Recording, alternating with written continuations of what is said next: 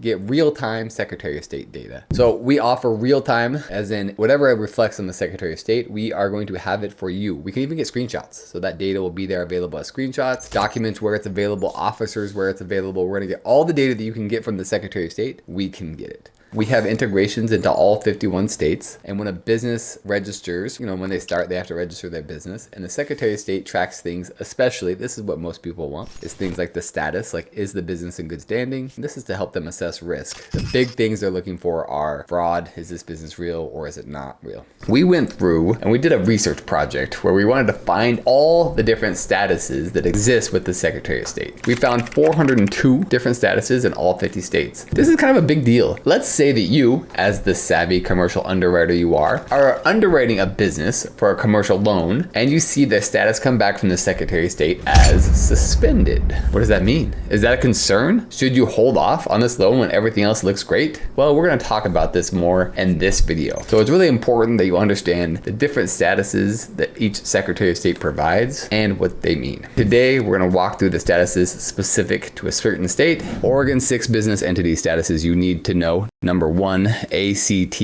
active. This status indicates that the business is currently operating and in compliance with the state requirements, suggesting a lower risk profile for lenders due to the entity's ongoing operations and regulatory adherence. Let's proceed to number 2, DEL deleted. This status implies that the business entity has been removed from state records, signaling a high risk for lenders, as the company may no longer exist legally or operationally, potentially impacting loan repayment ability and overall creditworthiness. Number 3, INA inactive. An inactive status suggests the business is not currently operating, which could indicate financial difficulties or a temporary cessation of activities, raising concerns for lenders about the entity's ability to generate revenue and repay loans. Now let's proceed to number 4, IP in process. This status indicates that the business entity is in the process of being formed or registered, which may present both opportunities and risks for lenders, as the business is not yet fully established, but could be seeking startup capital. Number 5, NON, non-filable.